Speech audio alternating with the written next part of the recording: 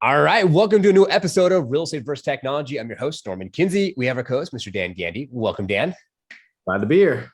Awesome. So today we're super excited. Before we go ahead and let you know who we have on the show, just want to encourage everyone to like today's episode, subscribe, hit the notification bell, as every episode is going to be action-packed with a new topic and someone that you can relate to potentially that can help you in your real estate business. So today we're actually going to be interviewing someone who was a ball player. This individual was a basketball player internationally, and now he's in the luxury sector as a luxury advisor. He's a broker. He started his own brokerage. He has Action Rose, should I say. So we have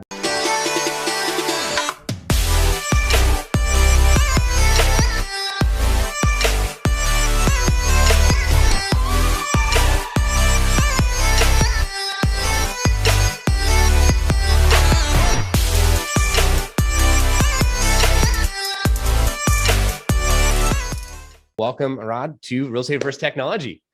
Hey guys, thanks for having me. Norman, appreciate it, man. Thank you.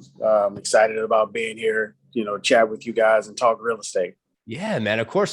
So today's episode is all about you and your business. Want to deep dive into it. So professional ball player to then transitioning into real estate, like give us the story behind that, man. Yeah, well, I sports was a big part of my life growing up as a kid. Played from high school, really junior high, high school, college, and then professionally, internationally overseas. Wow. And that was a great experience. Had a lot of fun, just playing basketball over 30 years of just being involved in sports has done a lot for me on a personal level in my life. I met a lot of have had the opportunity to meet a lot of great people, connect with a lot of great people, and learn a lot. The game of basketball teaches you a lot, in regards to team building principles, discipline, structure. Really, I think it's a great example of life. Things don't always go your way. You have challenges, difficulties, problem solving. You always have to come from, I think, a solution-based mindset. So basketball prepared me, I think, all of those experiences throughout the world, my involvement in sports and playing basketball has definitely prepared me for the role that I'm in now in my life at this point, and just who I am as a person. Wow. That's amazing. That's awesome. And then how did that transition happen from going from, I read your mind, Dan, going from from that to of course, right? Like at the end of the day, you can only go so long before it's just got to give your body some time, right, to rest and then be able to do something that you can really be able to do for a long time. So did you get your license? And then you said, I always wanted to be a broker, and then started a team. And now you have Ashton Rose. How did all that come about for you? Yeah, it really all came about in phases.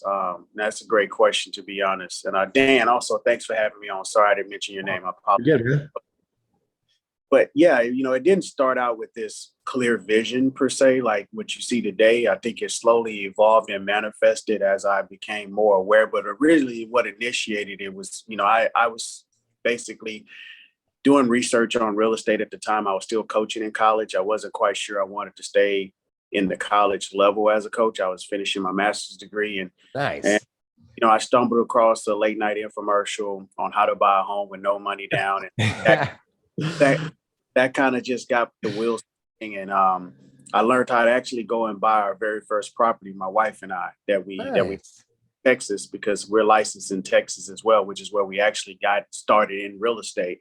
After we left California, I made the decision to transition from college coaching in college to then moving into a career of real estate. And so for me, it wasn't about teams and all of that. It really was about creating, financial, more or less taking control of our financial future, right? And controlling our destiny and living life on our own terms, if you will. That was the real thought process. Mm-hmm. And it just slowly evolved into what you guys see today as I began to gain more knowledge, information, and more awareness about who I was as a person, seeing the value that I brought from my personal life and my skill set to the business, then allowed me to kind of pivot and really see things more clearly, have a better understanding how I wanted to move in the industry and focus on, developing a brand, a name for myself. But now sports was at the forefront of that because, we're in a people business and you always have to try to figure out ways how to connect with people, how to provide value. and then service the client and doing that at a high level. And the way you do that is really starting with people that you know and that you relate to. Yeah. And since a lot of the people that I knew and related to played sports, it was only natural and made sense that, hey, athletes buy homes too. They need to sell homes too. And typically more often than your traditional home buyer and seller.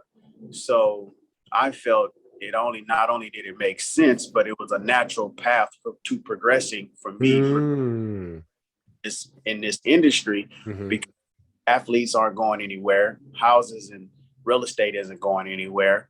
And I saw that there was the need to be a connector from a standpoint of informing, educating, and empowering the modern day athlete around, buying, selling, and investing in real estate. And I think for me, it made sense because it's like I was so niche driven. Even when we first got started, we started in a niche, which was short sales, REOs.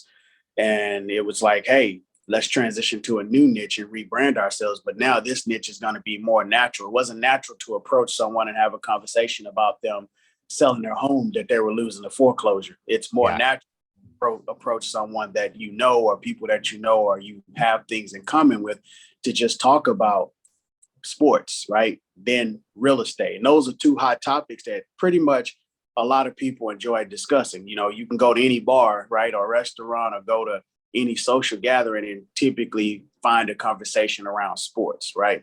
Or you're in a business environment, you can easily start a conversation around real estate. So it was like, man, this is a natural progression. Let's just focus on branding ourselves in this space and really harnessing and leveraging the network and the relationships that I've developed over the years. And it was just like, let's do it. Wow. And my question is how then did you were in Texas, right? So then how did you choose one of the most competitive high-end luxury markets in the country, Beverly Hills, as a place to, take a stronghold in? It's the same way, I chose to compete as an athlete, right? For me, I knew that when I was young, I wasn't going to get better playing against kids my age. I love it. That I was already better than, and I knew that. And so for me, when I was younger, if I knew that I had to get better, first of all, to compete at the level that I desired to compete at. And in order to do that, you have to put yourself in those situations, meaning that when you take it to the sports and basketball analogy, I had to compete against guys that were going to kick my ass, you know what I'm saying? And that I knew that were going to push me to either get better or fold, right? And say, this isn't for me. And it's the same goes with the real estate. I took those same principles and how I approach the game of basketball with business. Like, if you want to perform at the highest level, you got to be in the game. You got to be around it. Even if you're not there yet, you still have to put yourself in that position. You got to place yourself basically where the opportunities are, right? At the highest level. And so we left Texas living a very comfortable life. We owned houses. We had our real estate portfolio that we were developing there. Life was great. My mortgage was only $925 versus where I'm at right $2,700, almost $3,000 a month. To come here to chase a dream versus most people would have just said, hey, I'm comfortable where I'm at. This is great. Why change it? The challenge is to be able to succeed at this level. This is the apex. Like, this is the creme de la creme, right? This is the mecca of real estate. When you talk about luxury real estate, LA, and then you can argue and say Miami would be second or New York would be a close second, but we're number one. So it was about, applying my skills and learning and excelling at the highest level. And the only place you could do that is right here in Los Angeles, in Beverly Hills or West Hollywood or West Side LA. Those are the most recognizable, locations when you talk about land, when you talk about real property. Wow. You can't be at any place else that represents the highest level than here in Los Angeles. I love that. Yeah, that's awesome, man. Yeah, good question, Dan. Because it's so true. It's like, for the viewers and listeners out there, don't limit yourself to a lower standard and just go all in. And I love how you said that, Rod. I think that's great because you already are an athlete and you've already been there, done that. So you're like, all right, let's just deep go to the major leagues. Yeah. Let's go on the deep end. I love that. I love that. So I have one last question on my side, and then Dan can dive in a little more in the tech behind the brand, what you're doing and what have you on your side. And that is technology wise. So like, what have you adapted to over the years that has really helped your business be able to bring in more business? Technology wise? Yeah. Like one thing that you would say that you could kind of put your finger on that helped you? Yes. Yeah, definitely. Social media, Instagram, LinkedIn, those are two platforms that I saw as real great opportunities to connect with your ideal audience, right? Because one, you can target people by way of running promoted ads. If you want to put dollars behind putting your brand in front of the audience you want to engage with and work with, Instagram, Facebook is great for that. And I leveraged that a lot early on. I spent, just a lot of money just running campaigns to introduce myself, not by way of always selling, but by way of here's who I am as a person. Here's the life I enjoy living. Not that I'm trying to live or follow or be like someone else. I'm comfortable in my own skin, in my own environment, living the life that I live.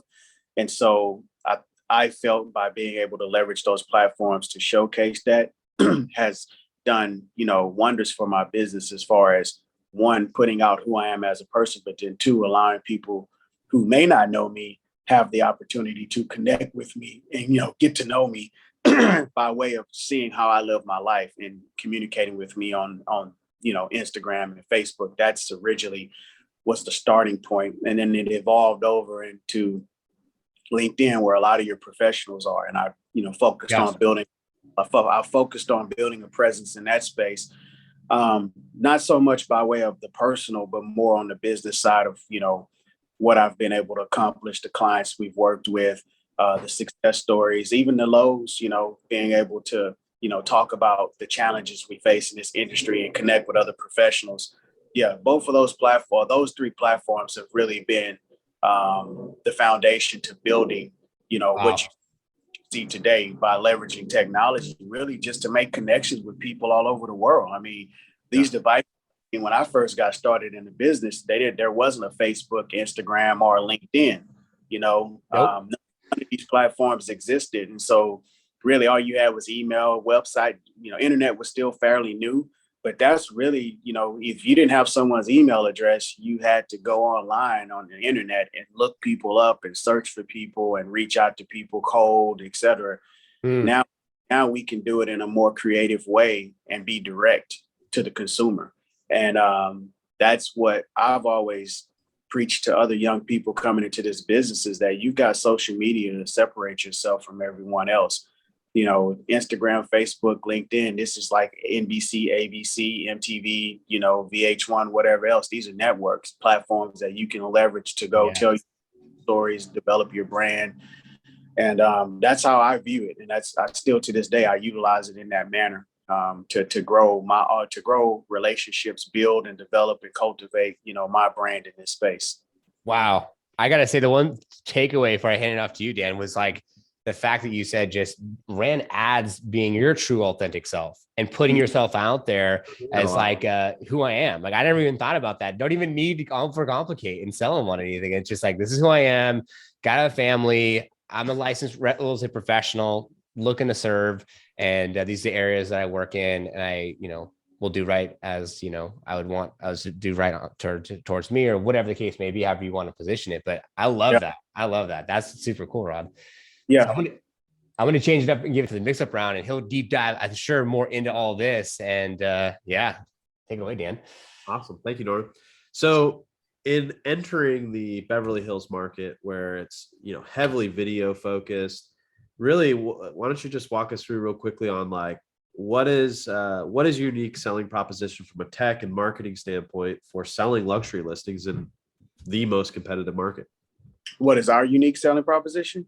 Yeah, for sure. Yeah, one of the things we do is we believe when you're sitting and speaking to a seller, and we're basically sharing what our unique selling proposition is, it's really about getting the seller to understand every home has a story, right? Yeah. Every property has a unique story and a unique selling proposition. And the focus is for us as directors, if you think about producer or director, right, is to come in and really sit and listen to the seller or the property owner about what makes that home unique, why they bought that home, right? What features about that home that are going to be attractive to a prospective buyer in the marketplace today, and how do we create content, and how do we first of all create the narrative, right? Create the unique selling proposition after sitting and talking with the property owner and getting an understanding. Our strengths as storytellers is to really bring that to life. Now, I use past examples of properties that we sold, videos that we've produced, content that we've produced around listings.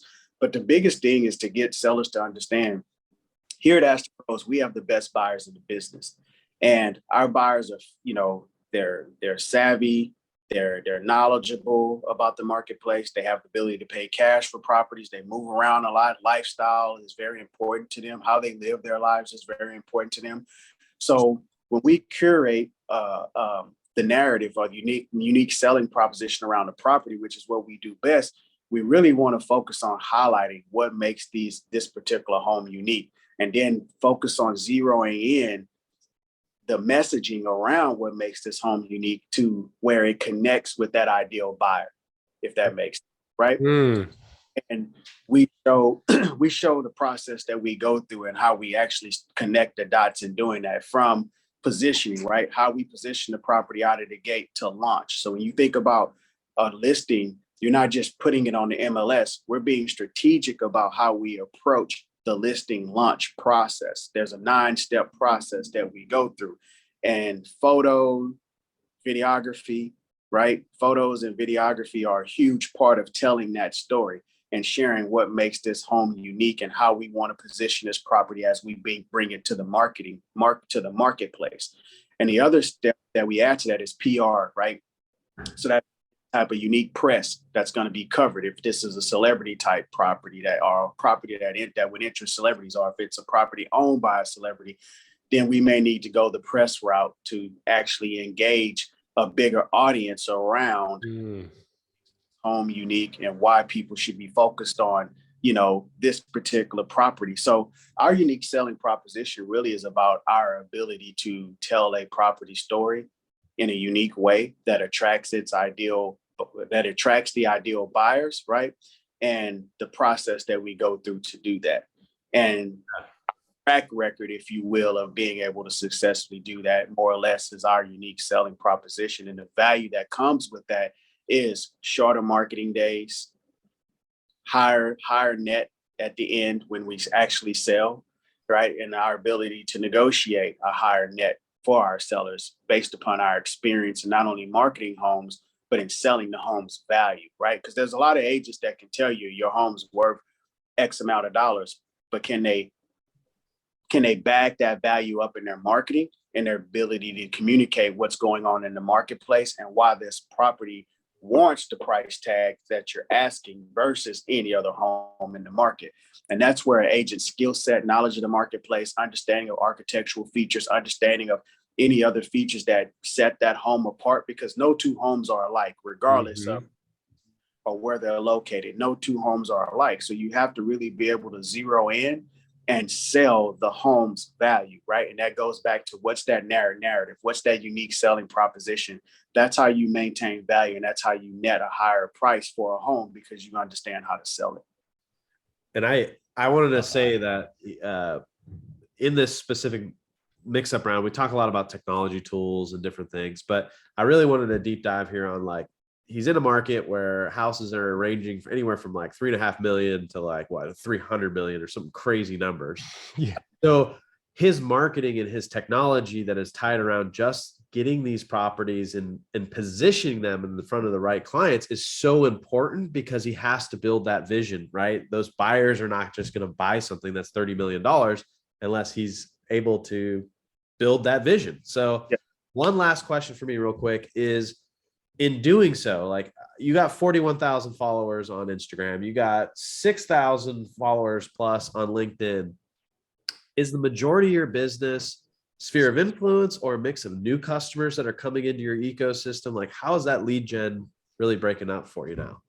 Yeah, majority of it's been sphere of influence, right? So consistently promoting on the platforms like your LinkedIn, your Instagram, your Facebook. Those are like our biggest, like those are our anchor platforms that we push a lot of our content out on. And by way of doing that, what ends up happening is that allows us to attract new people as well that share our content and they engage.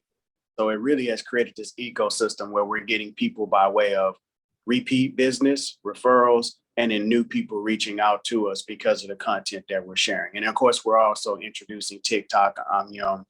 I'm older, so it's kind of like that. That's been a new transition for me. But our primary platforms the platforms I just shared, those are like our media outlet channels, and really just putting the content there has allowed us to engage and draw new business and also repeat business. Makes total sense, man. Wow. It's tons of good information there. I could ask you questions like for hours on LA real estate, but back to Norm. Dude, Dan, thanks so much for taking off that.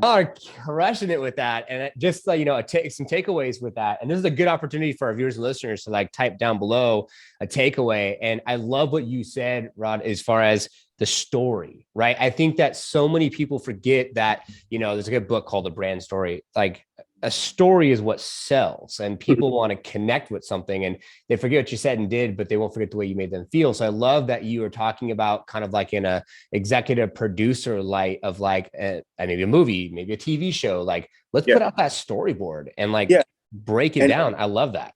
That's what I get sellers to understand. Like real estate's changed. Your traditional guy, you may have the neighborhood guy. He's great. He's been in the neighborhood 30 years, but if he isn't up to date on effectively being able to market your home in today's day and age on a digital platform by way of video, photography, press, PR, then you might want to rethink, okay, is this person the right individual to hire? Just because he's been doing it 30 years doesn't mean that he can't sell your home. But like, how do you want your property to be represented, right?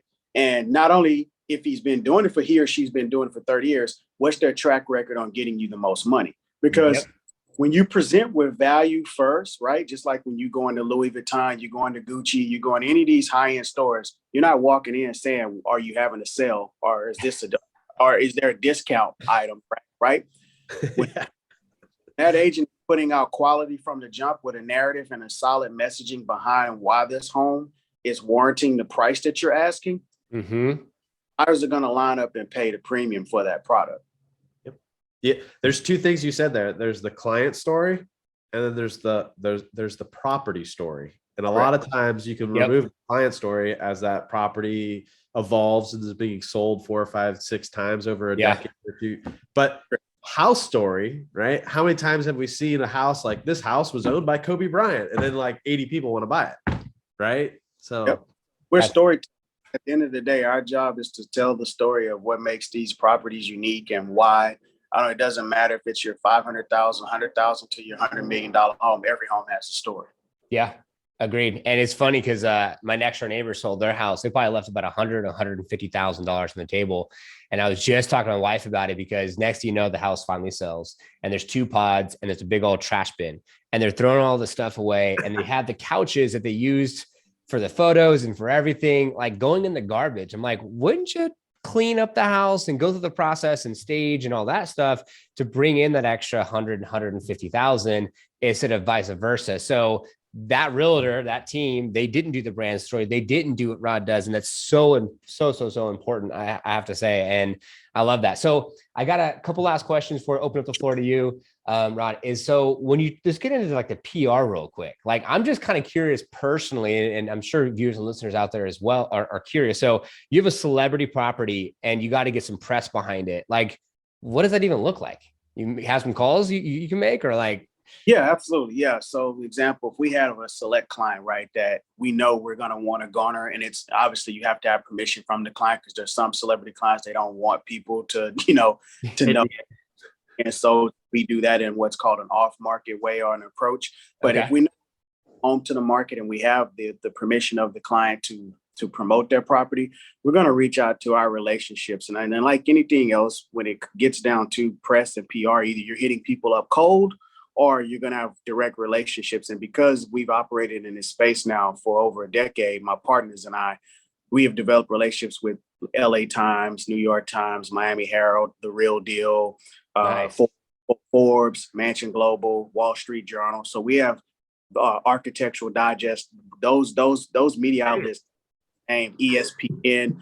Those are Sports Illustrated. Those are the biggest names in those in their rights within those industries of sports and entertainment and also real estate. Wow.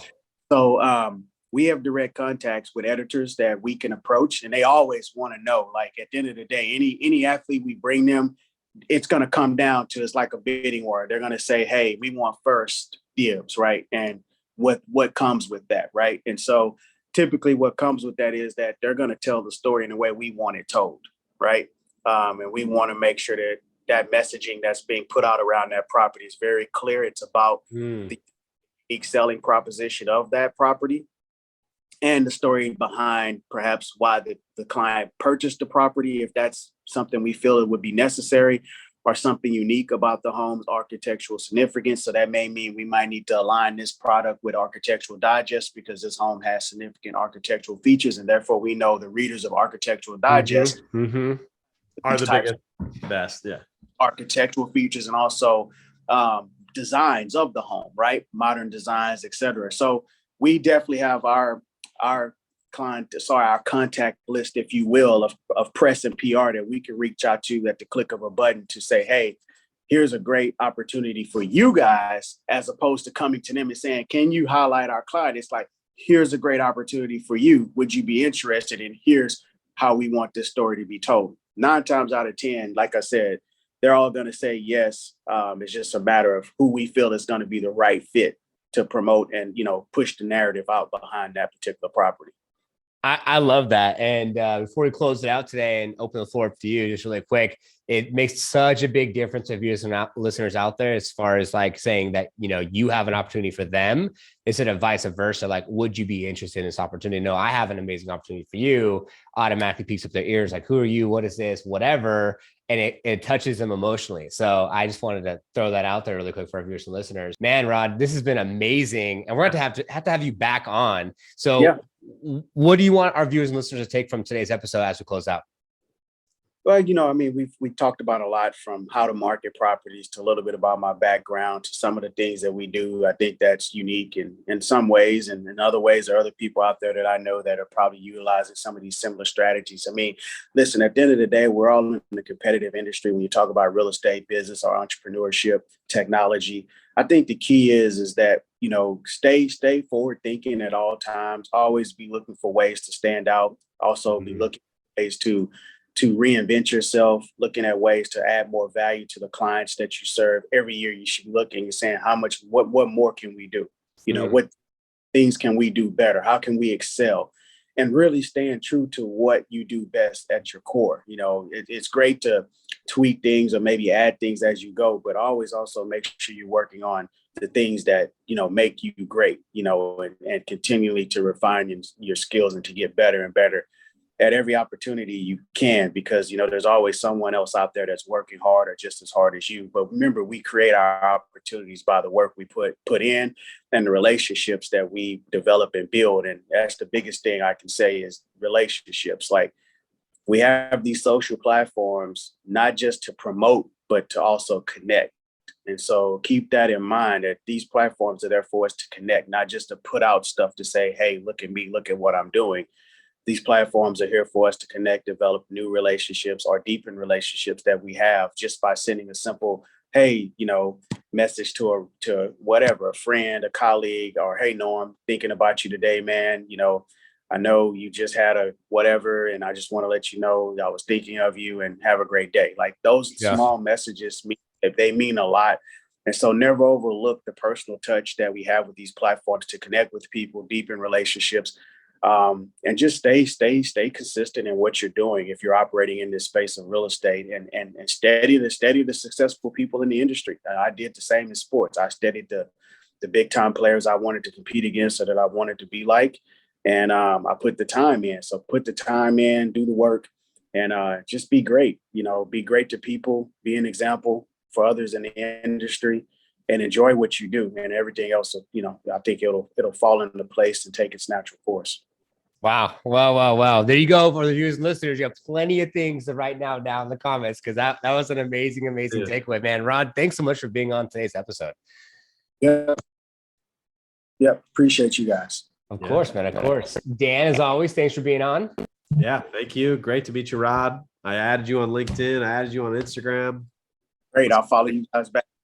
Yeah. I'll be following you as well outside of just real estate versus technology. And, thanks to all our viewers and listeners, as it is our intention for you to take something from our episodes to apply to your business and have more massive success. Now, write down below what was the best takeaway. Follow Rod, check him out. Appreciate you all so much. And we will see you on the next one. Thank you for watching Real Estate vs. Technology, this week's brand new episode, and making it to the end, your real one. If you haven't already done so, be sure to subscribe to our YouTube channel, hit the notification bell so you'll be notified for new episodes that come out every single week on Fridays at 3:30 Pacific Standard Time. Also, if you comment on this episode and you like the episode, you'll help this episode get out to more individuals. And if you want to join our Facebook group page, just click a link. It's a Facebook icon on our profile page here on our YouTube channel. Join our group page, network with individuals all across the world, and share what technology you're using to grow your business. The next link is to join our Real Estate vs. Technology brand new IG or Instagram page. If you go on any of our stories, you can see who's going to be on Real Estate vs. Technology before it actually goes live on our YouTube channel. And the last link would be if you want to be on an episode of Real Estate vs. Technology. You pick a date and a time. We'll deep dive into your story and technology you're using to share that with other individuals that view our episodes weekly to inspire, enlighten, show up, and show out for people that love to watch these type of podcasts to have more success in their own business. Thank you so much for your continued support. We appreciate it. We will see you on the next one.